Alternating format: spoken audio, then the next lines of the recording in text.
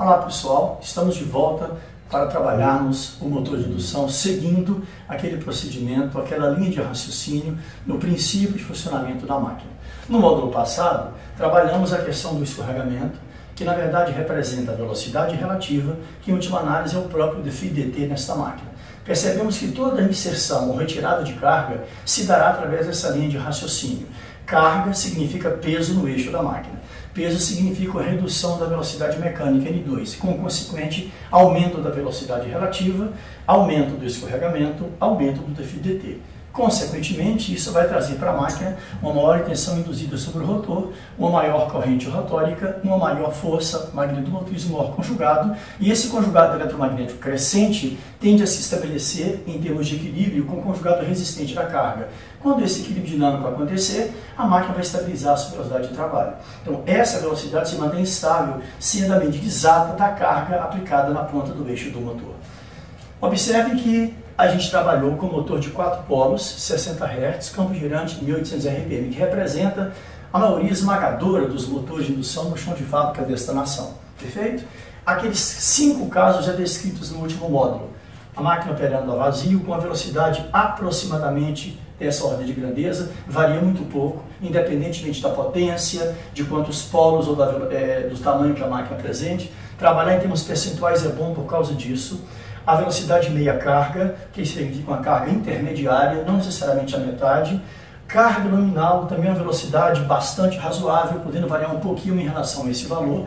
Uma condição de sobrecarga e aquela questão da partida, onde ficou aquela dúvida. Quando tudo levava a crer que na partida o motor teria um conjugado muito elevado, pelo altíssimo nível de velocidade relativa, porque na verdade, no instante de partida, de fato, o N2 é igual a zero, tá? Então o escorregamento é o maior possível, eu diria de 100%. Tensões induzidas imensas sobre o rotor, imensas correntes rotóricas, imensas forças magnetomotrizes do rotor. No entanto, a pergunta fica, por que uma força dessa magnitude não vai redundar em um conjugado magnético elevado na partida? Uma boa pergunta. Tá? Estamos nos preparando para responder isso de maneira consistente, competente, para evitar problemas muito comuns aí fora no mercado de motores superdimensionados. Então vejamos, temos aqui mais uma vez aquelas 5 condições: a vazio, meia carga, carga nominal, sobrecarga e no instante de partida. Apresentei agora uma novidade, um pequeno cálculo do escorregamento para cada uma das condições. Então vejamos, partindo do conceito do escorregamento: velocidade de campo girante menos velocidade mecânica sobre velocidade de campo magnético girante. Então, na condição a vazio, velocidade proposta 1794 RPM, tivemos escorregamento de 0,033 ou 0,33%. Caríssimos alunos, uma informação importante, extremamente prática. Como eu sempre digo para vocês, isso não é uma camisa de força, mas é um intervalo bastante fidedigno. É muito pouco provável que você encontrará no mercado qualquer motor de indução, independente de potência, tamanho, tensão, etc., configuração polar, que operando a vazio apresente escorregamento fora dessa faixa que eu vou apresentar para vocês agora. Então observem, qual seria a faixa aceitável para qualquer motor de indução operando a vazio? Entre 0,3% e 0,6%. Isso é típico, tá? Como eu disse para vocês, bom senso sempre deve imperar. Mas é muito pouco provável que o motor a vazio escape dessa faixa de escorregamento. Se isso acontecer, um alerta ligado, alguma coisa deve estar acontecendo na máquina, tá bem? Então está aqui o escorregamento calculado para essa condição de carga. Muito bem, a vazio. O que nós fizemos? Inserimos primeiro uma carga intermediária no eixo da máquina. A máquina perdeu velocidade, o N2 foi para 1750 RPM e se estabilizou nesse nível de velocidade quando o conjugado eletromagnético se igualou ao conjugado resistente. Pois muito bem, com a mesma linha de raciocínio, usando a mesma equação, o mesmo princípio, calculamos o escorregamento para essa condição, 0,027 ou 2,7%. Olha bem, um motor com carga intermediária, com escorregamento na casa de nem chegamos a 3% ainda. Tá? Vamos lá então, inserimos mais carga sobre o motor, até a condição de carga nominal. E volto a chamar a atenção dessa velocidade aqui. Ó. O que significa a velocidade escrita na placa de um motor de indução? A velocidade do seu eixo quando o motor desenvolve carga nominal. E é muito correto dizer que, se a máquina está operando com tensões e frequências constantes, Se a velocidade da ponta do eixo coincidir com a velocidade de placa, eu asseguro, você pode ter certeza que a corrente estatórica representa também a corrente nominal do motor. Aliás, outro dado de placa. Perfeito? Então, seguindo a mesma linha de raciocínio, calculamos o escorregamento para a condição de carga nominal.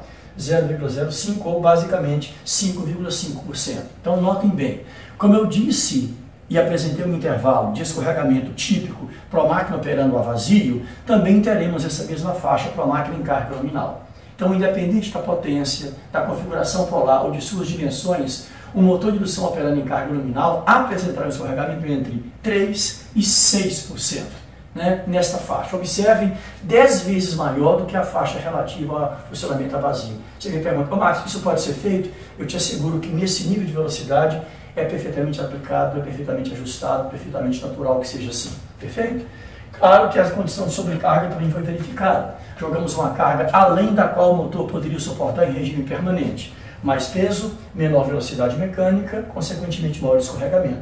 Observem como ele cresceu de maneira mais significativa quando o motor bypassa a condição de carga nominal. Perfeito? E finalmente, atenção, na partida, onde M2 é igual a 0, escorregamento de 1, ou como a gente diz na prática, escorregamento de 100%. Não há escorregamento maior em regime permanente do motor do que nessa condição de partida, salvo um outro caso especial que comentaremos a posteriori em módulos que estão por vir.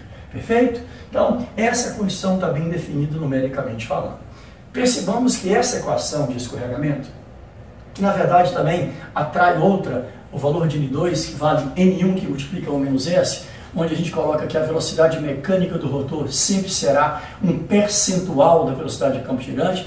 Essas duas equações, meus queridos alunos, representam basicamente a essência da máquina de indução. Só que, na verdade, falta uma para formar aquele famoso tripé que nós sempre representamos em sala de aula. Tá? Qual seria essa terceira equação? Ela, de certa forma, é uma consequência natural da leitura, eu diria, assíncrona do teorema da correspondência biunívoca e bicontínua, frequência versus velocidade. Ora, se há de fato essa correspondência, se frequência e velocidade são grandezas congênitas, tá? Totalmente interligadas, convenhamos, isso vale para a velocidade de campo girante e frequências de campo girante, obviamente, para velocidades mecânicas e frequências de velocidades mecânicas e, é claro, evidentemente, de velocidade relativa com frequências de velocidade relativa. Então, essa é a grande questão. Nesse momento, verifica-se que, se nós queremos encontrar ou caracterizar a frequência que se estabelece no rotor, é interessante perceber que ela não é uma frequência própria. O rotor não é energizado. O rotor assíncrono não tem vida própria. Ele é totalmente dependente de quem? Do escorregamento, desta velocidade relativa. Consequentemente, as frequências que serão presentes no circuito elétrico do rotor não serão frequências dele, não serão frequências próprias, mas frequências relativas, fruto dessa velocidade ou diferença de velocidade entre N1 e N2. Qual a consequência numérica disso? Que a gente admite que em qualquer motor de indução, a frequência ou as frequências relativas do circuito rotórico são, na verdade, quem? S vezes a frequência do estator ou a frequência da fonte que alimenta a máquina. Perfeito? Então, senhores, essas três equações de campo girante, da velocidade M2 que é igual a N1 que multiplica o menos S, e desta frequência relativa, caracterizam de uma maneira muito sólida esse princípio operacional do motor de indução e já começa, talvez, a sinalizar um indicativo, uma resposta interessante para o que deverá acontecer com o motor que venha apresentar ou dê a ele o conjugado de partida, não aquele que a gente esperava, não aquele que aparentemente poderia acontecer. Vejamos, um exercício numérico bastante simples. De posse dessa nova informação, eu perguntaria então, quais seriam as frequências relativas das grandezas elétricas do rotor nessas 5 condições propostas? Eu diria que o cálculo é extremamente trivial, né? Frequência relativa das grandezas do rotor, valeria quem? S vezes a frequência estatórica. Então vamos fazer isso juntos. A vazio, escorregamento, 0,0033, vezes a frequência da fonte, 60 Hz. Observem, senhores, a frequência relativa das grandezas elétricas do rotor, quando a máquina opera vazio, 0,2 Hz. 0,2 Hz. A gente tem aquela vontade, quase aquela sensação de afirmar, isso é um circuito praticamente de corrente contínua. Na verdade, ele não é. Ele é quase isso. ele chega muito próximo dessa condição, mas existe um resquício de frequência relativa, 0,2 Hz. Interessante perceber isso, não é verdade? Continua o raciocínio. Quais seriam as frequências relativas das grandezas do rotor na condição de meia carga? Ora, o mesmíssimo raciocínio, escorregamento, 0,027, vezes a frequência da fonte, 60 Hz. E estamos falando de escorregamento de, observe, uma frequência relativa do lazer de 1,6 Hz aproximadamente. Eu não vou falar nem no plural, né? 1,6 Hz, o motor já praticamente a meia carga, perfeito? Observe o comportamento elétrico do rotor nessa faixa operacional. Isso é altamente relevante, senhores. Mesma situação de cálculo da frequência relativa das grandezas rotóricas para a máquina operando em carga nominal. Vamos a ele. Escorregamento, 0,055 vezes 60, que é a frequência relativa. Observe que a frequência da fonte, perdão, observe uma frequência relativa das grandezas rotóricas de 3,3 Hz. Eu gostaria de chamar a atenção nesse instante do que está acontecendo aqui, tá? Para chamar a atenção dos senhores, vamos marcar esta região aqui, ó, que vai do instante que a máquina opera a vazio até o momento em que ela está carregada nominalmente. Eu, particularmente, gosto de chamar essa faixa de faixa operacional, faixa de regime, faixa onde o motor de indução será colocado a trabalhar. Senhores, ninguém em sã consciência vai colocar o motor sobrecarregado. Qual o objetivo? Tá? E isto posto, chama a sua atenção para a ordem de grandeza das frequências relativas em toda a faixa operacional do motor, ou seja, desde a vazio até a carga nominal. Isso é sintomático, perfeito? Caminhando no raciocínio para não deixá-lo à metade, quais seriam então as frequências rotóricas relativas quando a máquina já está operando em sobrecarga? Gente, mesmo raciocínio, escorregamento, 0,083 vezes a frequência da fonte. Estamos agora com a frequência relativa na casa de 5 Hz. Quero chamar a atenção como vocês percebem o crescimento, tá, já bem mais significativo desta frequência relativa à medida que o motor caminha para a sobrecarga, tá? E aquele caso ultra hiper especial, no instante de partida, né? Naquele instante que a máquina é colocada em xeque, ela tem que vencer inércias próprias e a inércia da carga. Qual o valor da frequência relativa? Mesmo raciocínio, escorregamento que agora é 1, vezes a frequência da fonte, ou seja, estamos falando de uma frequência relativa de nada mais, nada menos do que exatos 60 Hz. Perfeito?